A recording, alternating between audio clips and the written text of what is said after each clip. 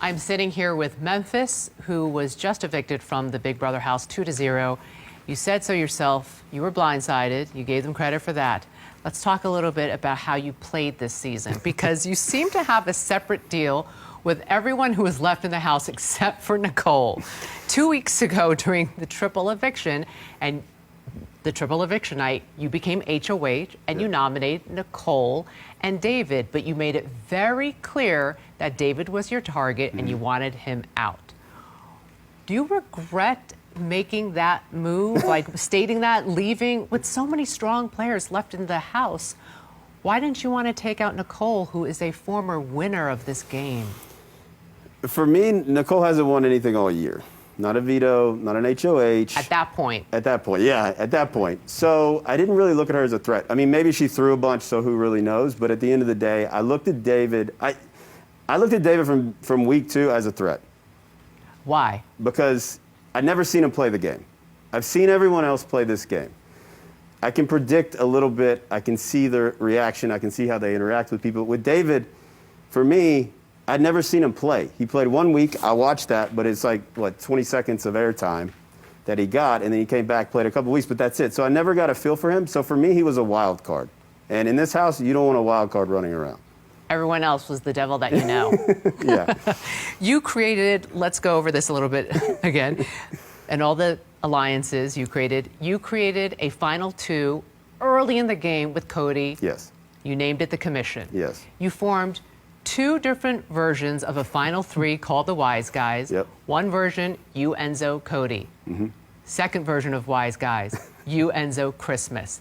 And then you also had a final 2 deal with Christmas that I don't believe was named. Yeah. And you heard her say in her goodbye package, "You're my number one, you're my number one."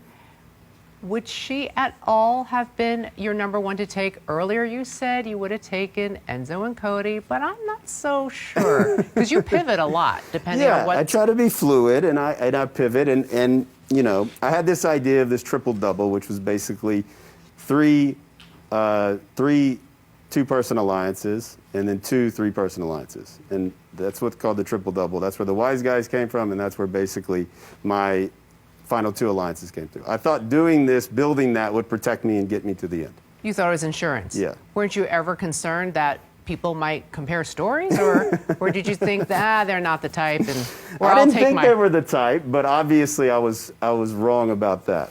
I'm not saying anything. You're a juror. I'm just not saying anything. If you could rewind the clock and do anything differently, would you? And what would that be?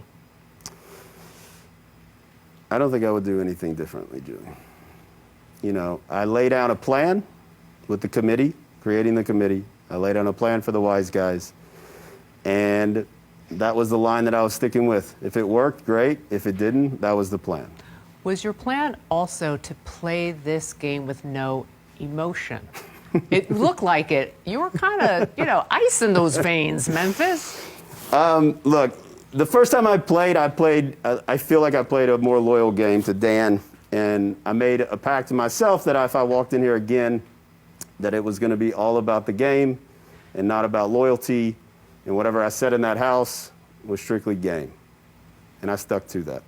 The first time you played this was in 2008. 12 years ago, you made it to the final 2, but he won, I believe, 7-0. Yeah.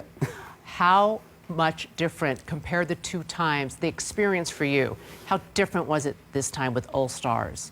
And 12 years later. Yeah, the game has changed. It's evolved. The game used to be very singular, very trying to survive, a couple different alliances here and there, 2, 3 people. Now it's become a bigger game, which gave me the idea for the committee. The new age players, know that game to get to the second half of the game to build a bigger alliance. So it's totally a different game. For me personally, I had a lot more fun this time.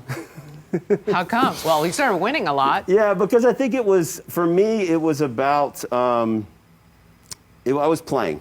I wasn't surviving. And the first time around, I was just in a survival mode of just trying to make it through week over week. This, I looked at the big picture. I looked at the whole game as a whole. I strategically mapped out a plan to get me to the end.